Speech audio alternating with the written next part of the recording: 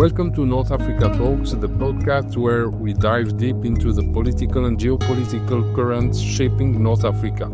I'm your host, Akram Kharif, and today I'm thrilled to welcome Professor Michael J. Willis, a leading expert on the region and author of Algeria, Politics and Society from the Dark Decade to the Hirak.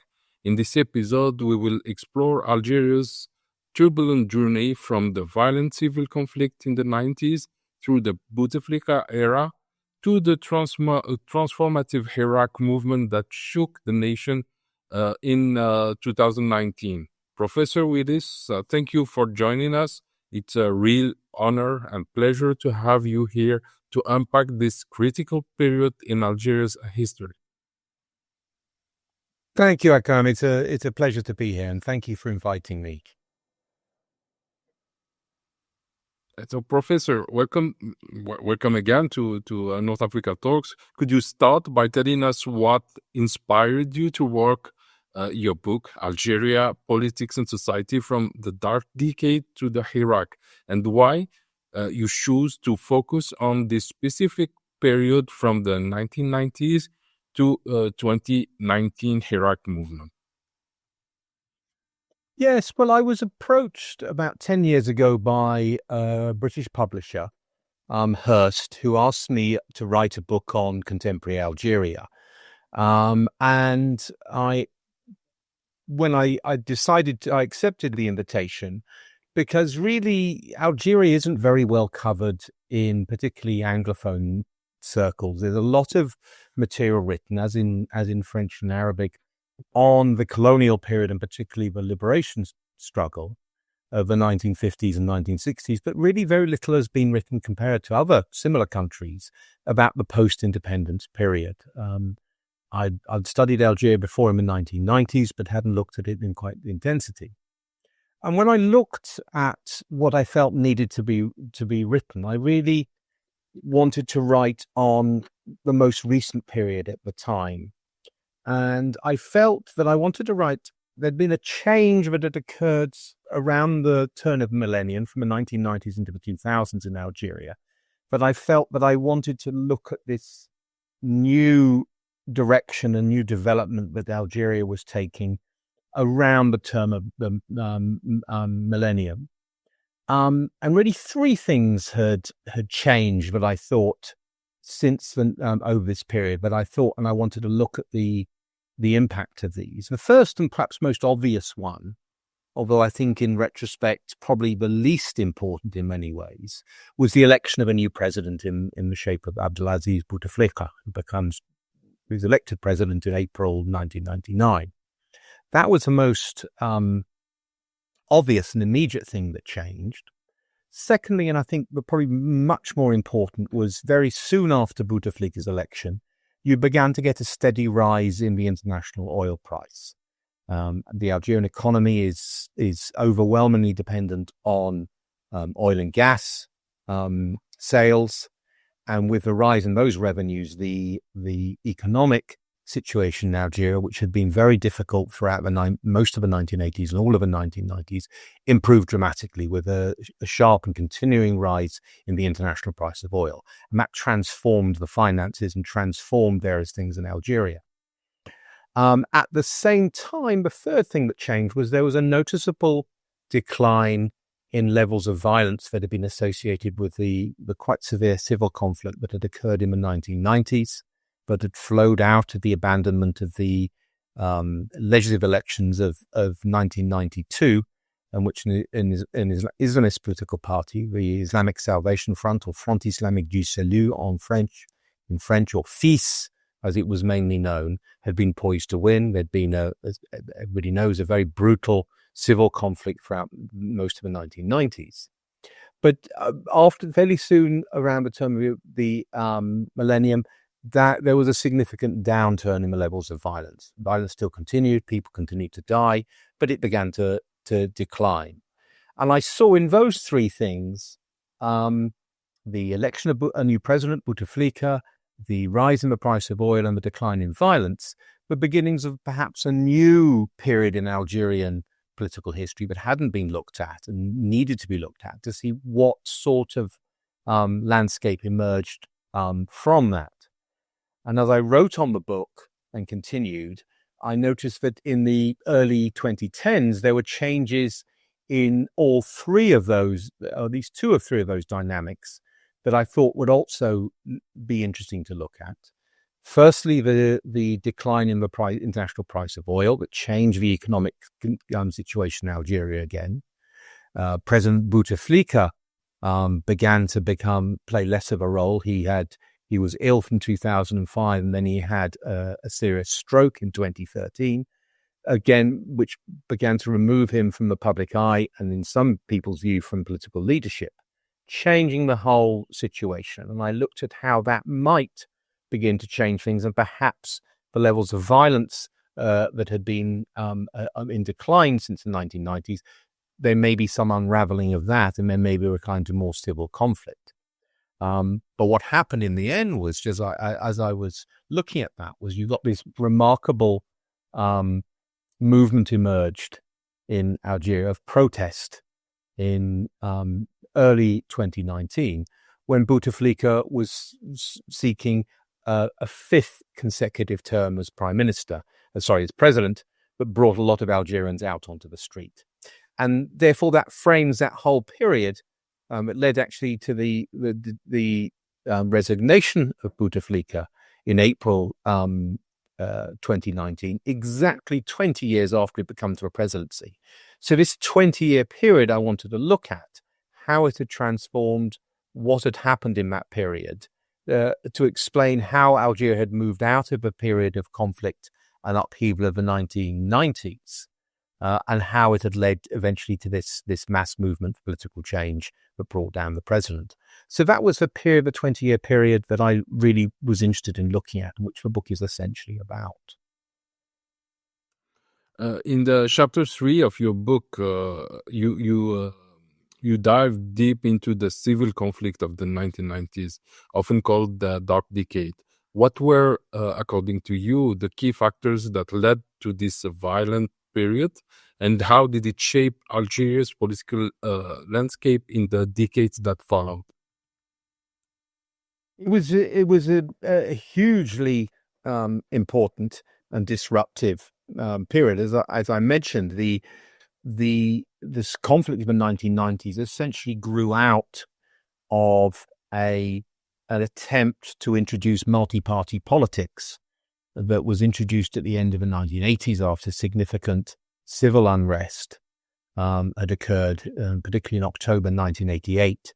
A multi-party political system and multi-party elections had been introduced.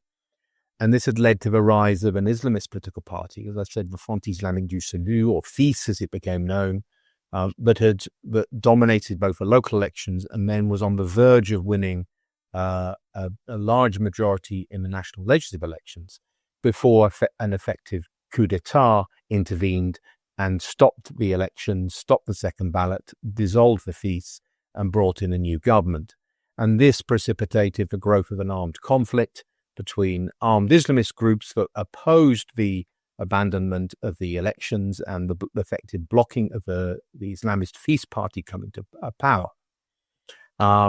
This conflict developed a dynamic of its own, and I think drew on a lot of social and economic and political tensions that existed in Algeria, that developed and assumed quite significant proportions in the mid 1990s, where tens of thousands of Algerians were killed.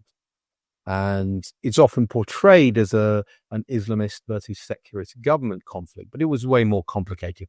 It was about an unhappiness with Algerian society, about the imposition and the abandonment of what appeared to be a democratizing experiment. Also, enormous unhappiness with social and economic conditions brought on by a significant fall in the price of oil and gas that had occurred in the 1980s, but seen a lot of Algerians' standard of living more or less collapse. So there were a lot of different issues and things going on within this conflict. The Dark Decade was also interesting because it's one of the first cases of a massive attempt by jihadi Islamists to get into power by force. And one of the first cases where these groups failed and were beaten by a government. You discuss the law on civil concord in 1999 and the Charter for Peace and National Reconciliation that came in 2004, 5, I think 5, as attempts to move past the conflict. How effective, according to you, were these measures in achieving peace, and what were their limitations? Yes, well, the conflict grew particularly after 1992 and became extremely intense in 93, 94. And by 95, there were attempts to try and end the conflict from both sides. It got quite complicated. But really, the essence of what ended it was the Algerian authorities, particularly under President Bouteflika, to persuade parts of the armed resistance to give up fighting and lay down their weapons. And this was part of the civil concord that you mentioned in 1999 and other agreements that came later, I think 2005, and secured this in an agreement. This was partly to do with the armed groups agreed to lay down weapons, partly because really, despite the concerns, particularly expressed by foreign governments in the 1990s, the Algerian regime might be in danger of falling to the armed groups. This was really never likely. The armed resistance was significant, but it never secured huge parts of territory. It never took control over whole cities. It never secured mass defections. But there were tens of thousands of fighters, and that created enough problems for the regime. But when I think the armed opposition realized they weren't going to overthrow the government, and also there were the emergence of much more radical factions, much more extremist factions within the armed resistance, that even began to fight against the more mainstream factors. This created the sort of divisions that pushed the the less extreme armed groups to do a deal with the regime. There was some expectation amongst the armed groups that this could lead to the rehabilitation of the FIS, the Islamist political party, in some shape or form, but this didn't happen. The regime used the increased resources from the rising international price of oil to sort of buy off and placate both victims of the war, and it is alleged to help reintegrate some of the former Islamist fighters into Algerian society. That's denied by the regime, but there's some evidence for that. And really, it persuaded both sides. It persuaded the army to accept and the military accepted the effective ceasefire with these more moderate elements in return for guarantees that it wouldn't be pursued for any of the excesses that it was often accused of by the opposition during the conflict of the 1990s. So really that led to a significant decline in the levels of violence, and it left just the extremist elements in society, in the armed opposition. They began to be pushed and squeezed more and more by a very effective counterinsurgency campaign. As Algeria particularly began to benefit more from the revenues it was receiving from the increased price of oil, allowed it to move against the armed groups in major ways. You also got a degree of exhaustion from Algerian society. Support for the armed groups declined, partly due to the extremism showed by some, partly through exhaustion of fighting against it. So by the turn of a decade, things were moving decisively in favor of an effective victory by the regime forces, but did secure the surrender of the more moderate elements of the armed groups.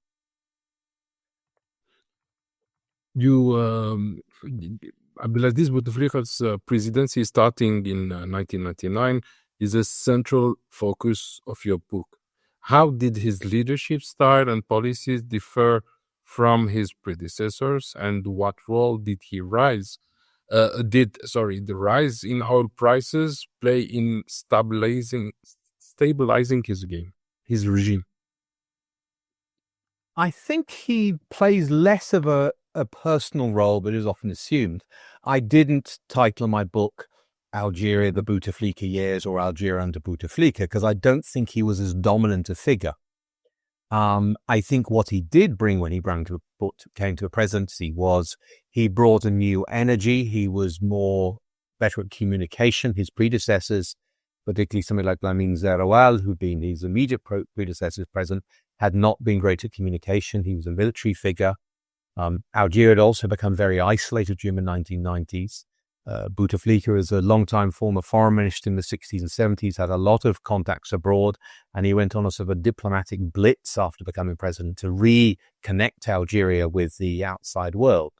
So he transformed those things in terms of bringing new energy, communication, beginning to get Algeria to open up to the outside world and get more sympathetic dealings with other countries, particularly something like in the US in particular.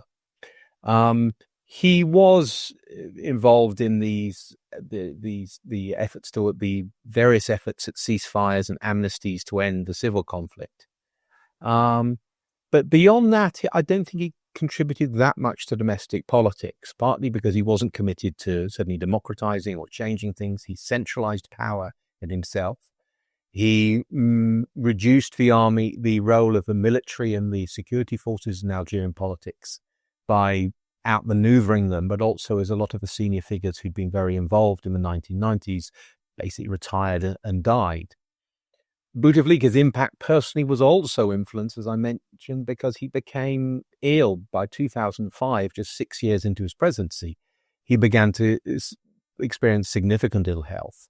And in 2013, as I mentioned earlier, he had a serious stroke that really removed him from the public arena. He was only very occasionally seen in public after his stroke in 2013. Which raised questions about what role he was actually playing. The official line was that he was, despite being debilitated by the stroke and having to appear in a wheelchair, but he was actually still very influential. It wasn't certain. But that led ultimately to the mass protests of the Hirak, because a lot of Algerians were saying, we don't know who's actually ruling us. So the personal impact of Bouteflika is really not quite known. Other members of his entourage, including family, other senior figures in the military, played a role. But I don't think it's really Bouteflika's period. He was certainly president for 20 years. But the fact for the last 6 of those, he was completely absent from the public view. And early on, he didn't really try and transform internal politics. He benefited, as you said, from the rise in the international price of oil. He was able to do a lot of reconstruction, a lot of investment of infrastructure that just had not been possible during the 80s and 90s when Algeria had been in financial crisis. So he benefited very much from this rather fortuitous increase in the international price of oil to sort of promote himself. And he was genuinely popular, I think, probably the first 10 years of his rule with ordinary Algerians, who associated him with the improved economic conditions and also the decline in the levels of violence, but were due to a lot of other factors beyond his control. In chapter 2, you explored the power dynamics between Bouteflika, the army, and the intelligence, DRS. Can you explain how these tensions influenced his presidency, especially in his later years? Well, yes, the Algerian military have always been quite central to the Algerian regime. Algeria's first President Ahmed Ben Bella effectively came to power backed by the Algerian military that had grown in significance during the liberation struggle. Ben Bella was overthrown and effectively replaced by the head of the army, Houari Boumediene.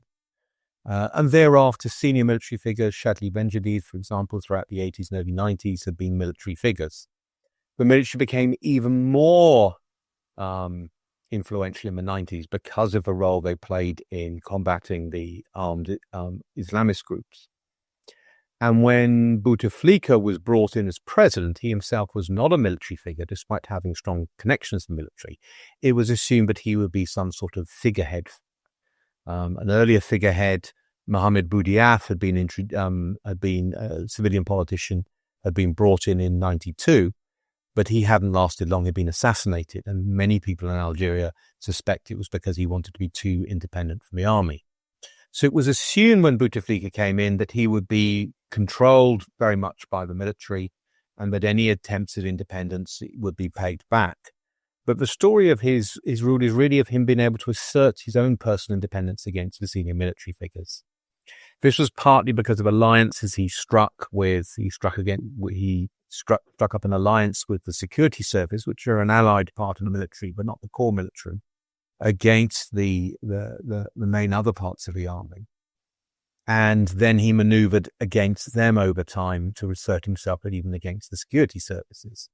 Over time, as I mentioned earlier, a lot of the senior military figures were getting older and retired and died, so they were less of an influence. And also it was more difficult for the military to play such a dominant role once this significant civil conflict had begun to ease substantially. But at the very time when Bouteflika basically is able to reassert himself against the military as a president is when he begins to when he has his stroke and he isn't able to assert himself personally. And therefore, there's this period when it's unclear who is actually running and who has most influence in Algeria. It becomes a little bit, there was early predictions that really the era of military influence in Algerian politics was over with Bouteflika. But the interesting thing, when Bouteflika is forced to resign due to the street protests of the Hirak in April 2019, the figure who strides to the fore is the effective head of the army, the chief of the general staff, General Bouteflika, and he begins to play a more dominant role. So it's clear the army are not excluded from politics, and so you get a sense that the military is still very part of the setup. Quite how the setup works is not clear. One of the things about Algeria is the internal regime politics are very difficult to decipher. There's a long tradition, going back to the liberation struggle against the French, of secrecy and working undercover and not out in the public eye. So it's very difficult, even as somebody who spent many years trying to decipher this, exactly as what is happening behind the scenes. But what does come through, and what I mentioned in my book, is that, as in most countries, there's an attempt to identify key individual figures as being dominant. Who is the individual running it? Who is the dominant individual? And as I said a bit earlier about Abdelaziz Bouteflika, I think this reading of Algerian politics is mistaken. That they're consistently shown that strong individuals aren't dominant. That for many years, the president was assumed to be dominant, then the head of the army, then the head of the intelligence services, and all of these have come and gone without too much change. Bouteflika himself, was removed from power, and it had very little effect on the smooth running of the Algerian political system, effectively the governance. And when General Bouteflika, who I mentioned, basically took over once Bouteflika was removed, he died very suddenly of a heart attack in office. And again, very little change with that. Now, when these big individuals who are supposed to be dominant, are supposed to be puppet masters, disappear, and there's very little change, that makes you realize that actually the system is much more institutional and collective than about a single individual. And I think that's one of the things I think that came out, certainly in my research, was this very collective, the lack of importance of single individuals, and this institutional resilience that has, if you look over time, has survived not only the French colonialism, but survived the conflict of the economic downturn of the 80s and 90s, the upheaval of October 1988, an Islamist political party, an Islamist uprising, and then a popular protest movement in 2019. And the regime is fundamentally in place. The faces have changed. The Algerian regime is pretty much the same as it was in terms of structure and in terms of makeup as it was in 1962, which is quite remarkable.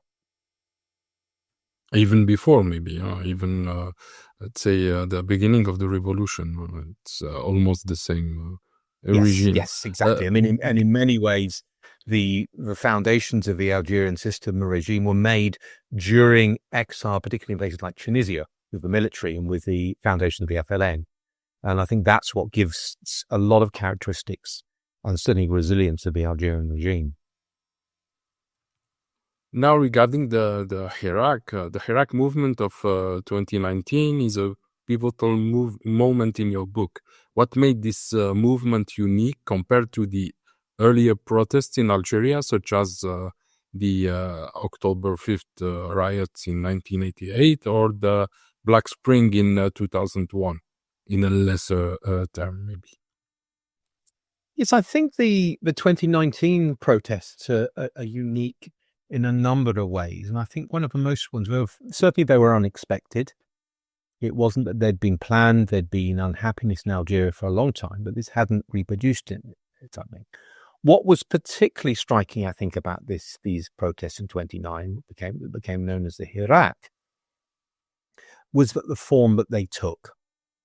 There had long been an expectation in Algeria that any form of popular protest in Algeria against conditions in Algeria, political conditions, economic conditions, would almost certainly take a violent form.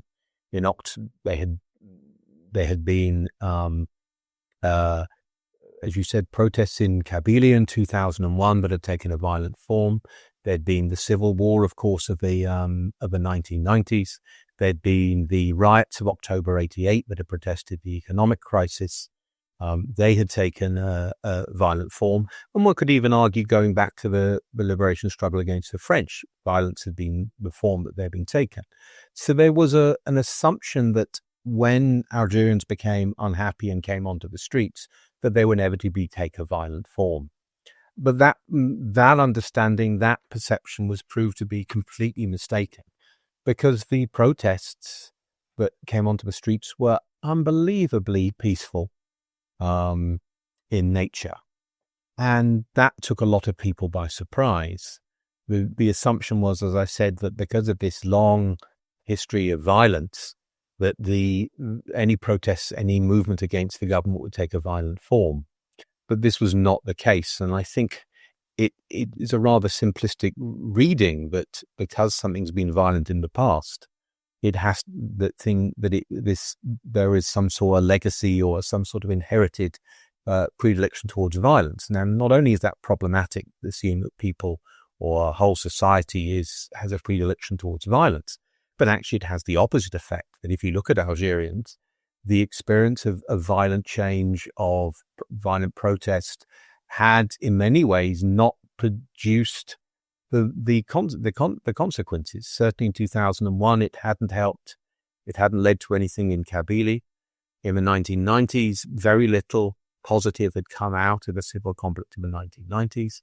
October 1988, many people's view, not only has not produced things, but it created a crisis that led to the violence in the 1990s. And there was even in some quarters thinking that the liberation struggle itself had disappointed to deliver the sort of significant change that had been promised, and at the cost in each case of a lot of lives of ordinary Algerians. So in many sense, the lesson was learned that violence didn't work and another approach was needed. There was also, alongside the endorsement of non-violence, and these demonstrations were enormous, and the fact that they were non-violent is quite remarkable, and they stayed overwhelmingly pacific was really very noticeable and very important. Was the other commitment was to continue no matter what. And the protests continued even after the fall of Bouteflika, even after elections, well into over a year after, and were really only stopped by the emergence of the COVID-19 pandemic, that really forced the protests to stop, and from which, despite they revived briefly the following year before COVID hit it again. So you've got this quite remarkable mass movement across major cities in Algeria about political change. It wasn't about economic problems. It was about political change and about wanting a more representative government. some sections of particularly international media saw this as Algeria's sort of late Arab Spring moment, that they were coming 8 or 9 years after the rest of the Arab world with the protests. I mean, certainly the view in Algeria was quite the opposite, but really most Algerians would say that Algeria had its original Arab Spring, for want of a better term, moment in October 88 with the protests. And that really those in 2019 were really a new phase that Algeria could lead away in popular protests against autocratic regimes. As you said, the Hirak was largely leaderless and peaceful. How did these characteristics contribute to its success in forcing Bouteflika's resignation, and what challenges did they pose for its long-term impact? Well, it's certainly the size and scale of them caught the regime unaware, and they were very specifically in protest against the announcement of Bouteflika's seeking a fifth term. That was the main target, but this was seen as completely unacceptable. But a president who didn't really appear in public and appeared probably a handful of times during his fourth term in office should be somehow re-elected as president, and that was the protest against that. Increasingly in his fourth term, the president Bouteflika had come to be represented by giant photographs of himself at public events. And I think a lot of Algerians found that quite humiliating, saying, are we North Korea that we have our leaders represented by these huge images when we can't even see them in public? The frame, the cadre. The big frame, yes. I mean, a lot of Algerians, and the idea is one thing that is always noticeable about Algeria is that he's never gone for this cult of personality, giant photographs of a leader, the sort of thing that you would see in Gaddafi's Libya, in the Ba'athist regimes in Syria under Assad and Saddam Hussein in Iraq. And some Algerians will say, to a less extent, the portraits of the king in Morocco over there. Now, Algeria's never gone in for that. And I think Algerians were very uncomfortable with that, with being represented by a picture. So in one sense, the direct demand that there will be no fourth term, and within a few weeks he was aware that they weren't going to change that, and that pushed Gaid Salah and others to get Bouteflika to step down. Thereafter, there was a charge to try and get a new political system and try and change the whole system. But Gaid Salah and others resisted that and were able eventually to really reimpose the existing Algerian political system, partly through time and also, as I said, aided by COVID-19 that interfered with the protest movement. If COVID-19 hadn't occurred, I do wonder what would have happened, because there had been no significant change about what the protests were demanding. So if you look at the balance sheet of the Hirak, it basically removed a president against his will, and peacefully, which is quite remarkable. It also resulted in most of the close collaborators of Bouteflika being removed from office, and many were charged with corruption and ended up in jail. But the system reproduced itself. A whole new tier of ministers and bureaucrats and military figures fill those positions to sort of recreate the Algerian state again. So in that sense, the protests failed in the longer term in sustaining political change. Most people who protested in the protests in Iraq wanted a full change of government, a new political constitution, political system, and one that was much more responsive to the wishes and needs of the Algerian people. In your view, how has the Hirak reshaped Algerian society's relationship with politics, particularly among the youth who form the majority of the population? I think it accelerated a process of enormous disillusionment and contempt for formal politics. That had already been in existence before the Hirak. It was noticeable that most of the opposition parties did not play a major role in either setting up or sustaining the Hirak. Most ordinary Algerians, particularly, as you say, young Algerians, had no time for political parties, even opposition political parties. They said they had achieved nothing. They were concerned with getting benefits for themselves. They were playing within the system. And the Hirak was important in the fact that it brought a lot of young people into politics to feel that this was a way that things could change.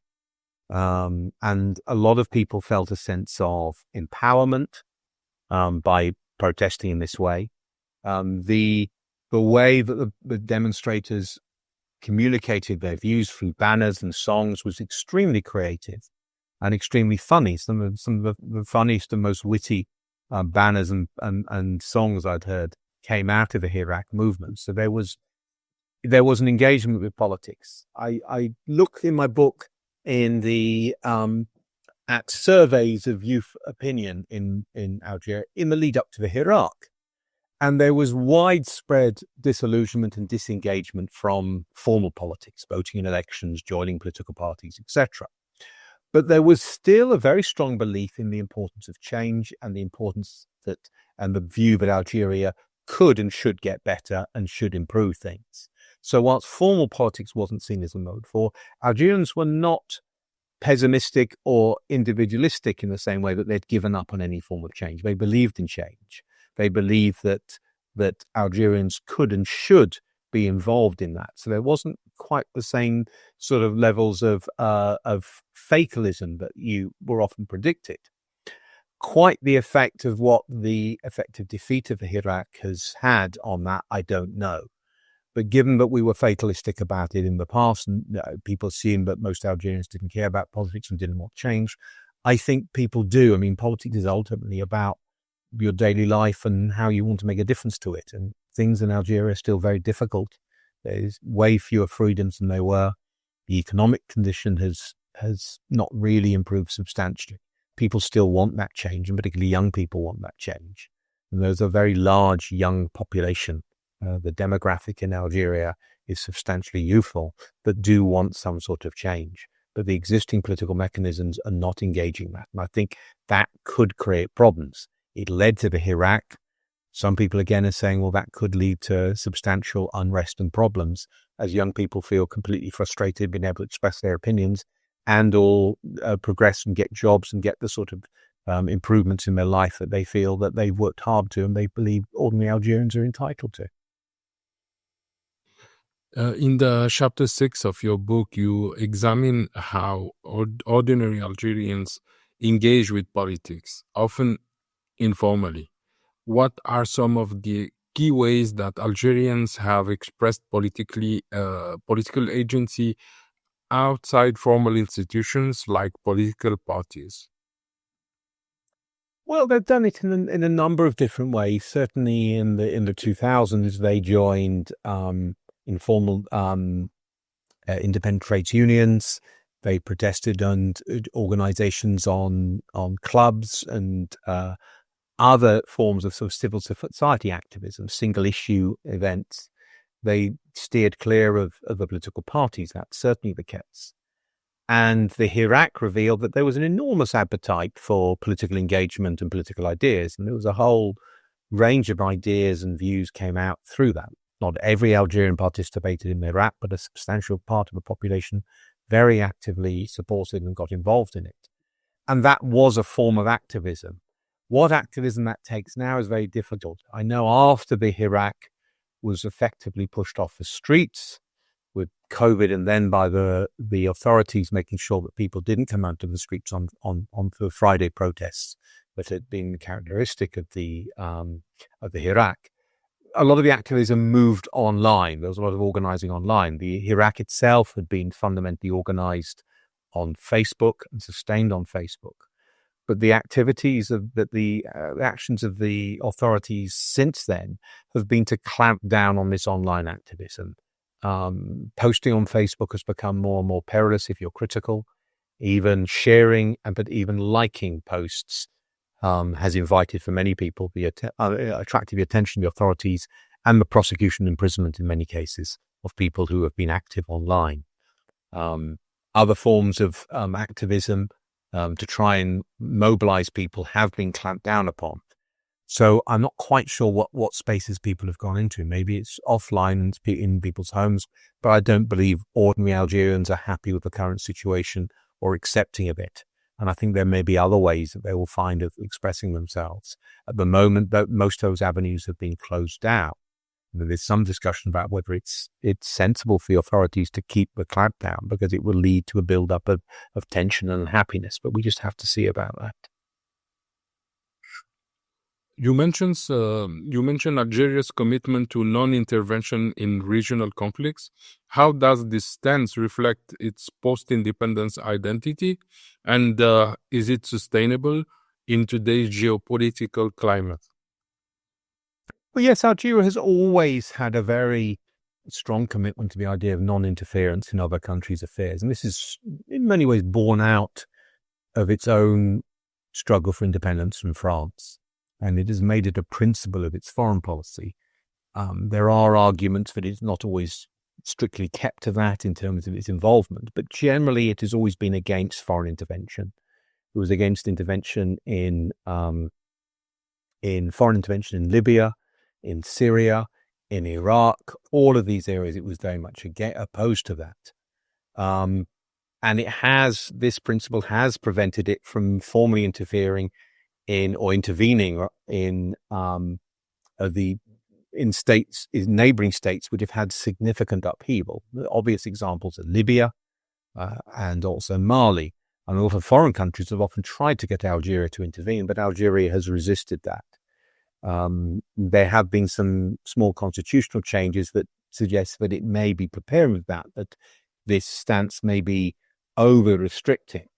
But Algeria, it's very difficult for Algeria to move away from a principle that it has held by for quite some time.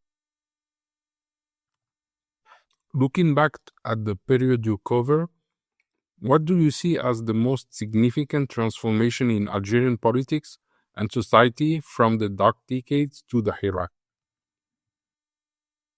I think one of the most stunning things, and one thing that I looked at in the book, was at the social level, was how a society dealt with the trauma of the 1990s, where a substantial civil conflict killed certainly tens of thousands of Algerians, by some estimates maybe even to the hundreds of thousands. And it was Algerians killing Algerians, often in low-level and sometimes very obscure ways. But there was significant levels of violence. And what is interesting is how society has moved on and transitioned from that. That there aren't, for many people, there were a view that the tensions of the 1990s and the violence had must somehow still be in Algerian society. But these tensions, this unhappiness, people knew who had killed and tortured or attacked, or their relatives and friends and brothers and husbands, etc. And that these sort of tensions from the 1990s must come to the fore again. And in the 2000s, it was just they were sort of buried by a desire to move away from a conflict, aided by the amount of money that the state could spend to make things easier. And it was expected that maybe this would come to the fore, and that inevitably, as I said, there were predictions that they would come violently to the fore. But it didn't in 2019, and it did demonstrate that there had been significant changes in Algeria.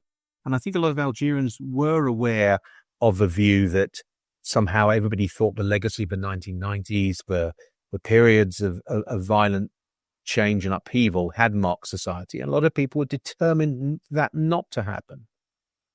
Part of that is aided by the fact that, of course, with quite a youthful demographic profile, large part of the Algerian population, probably most now, have no adult memory of the 1990s. So the story of how Algeria and Algerian society emerged from the 1990s, I think, is a very interesting one, and how a society was still able to mobilize itself, substantially large numbers of people coming against the regime in 2019. That said, really politically things have changed remarkably little, even going back to independence. But the same structures that exist. So we have this rather strange situation where things have not changed, but society keeps on trying to change and trying to push for change. Maybe next time that may happen. but it's all sorts of ways that society has expressed its unhappiness with the way it's governed. But I think probably the recovery of society from this enormous conflict, and I think also the depoliticization of Islam. That really in the late 80s and early 90s, you saw Algeria develop probably the largest and most powerful Islamist movement at that time anywhere in the world. But if you were to return to Algeria today, support for Islamism is very low. Islamist political parties do not particularly well at elections. There's virtually no residue of the violence of the 1990s that you had, that was waged by the armed groups, has more or less disappeared. Occasionally there are a few fighters that get discovered, the odd plot here and there. But Islamism just isn't the force that it once was. And I don't think this isn't because somehow Algeria's moved away from Islam. In fact, religious observance is as high, perhaps even higher than it's ever been. But I think the society has found, and this is what I found through the book, that society is engaged with Islam as a religion in a much more personal and pietistic way, and moved away from the politicized notions of Islam that fed into the rhetoric of the feasts and into the armed groups, but somehow seizing control of the political machinery of government is what Islam is about, rather than about the transformation of the self or the family or sets of behavior. And I think that's a very interesting lesson that Algeria gives the rest of the world. But where, in one sense, you could say that Algerian is a sort of post-Islamist society, in terms of there isn't the big structured Islamist organizers they once were. They're still there, but not on the same scale, and not what you might have expect. And that the society sees, I think, Islamism as a sort of a rather passé in many ways. And I think that's a very interesting development in Algerian society, despite all the other difficulties it continues to experience. As we sit here in March 2025, what do you think the legacy of the Hirak will be for Algeria's future and Algerians' future as well? I think that's very difficult to tell. There's a lot of disappointment that the Hirak didn't bring more substantial political change, despite the large numbers of people that it involved. And at the height, I think there was a lot of hope that it would change things. It has been successfully sort of outmaneuvered and effectively crushed by the authorities. But I think the fundamental desire by ordinary Algerians, particularly younger Algerians, to have a better life, to have a more representative government, to have their views and interests represented, to have their voices heard, to be able to discuss things more openly and live a better life, it is unchanged. And I think that will continually have to reassert itself in different ways. And it depends on how the authorities deal with that. But that said, one of the things about Algeria is it is how it's quite surprising. Nobody really saw, in many ways, if you look back all the way back to, nobody saw the emergence of the Hirak. People didn't survive the emergence of the protest movement in 2001. People didn't really foresee the emergence of the Civil War. People didn't see October 1988 coming, the riots. And in many ways, if you go back to the origins of Algeria and the liberation struggle, people didn't ever see that the Algerian national movement could really succeed against the French. So Algeria keeps on surprising people. And I think it probably will continue to do so. Professor Michael Willis, thank you very much for sharing your thoughts with our listeners. Thank you, Akram, and it's a pleasure, and thank you very much for inviting me.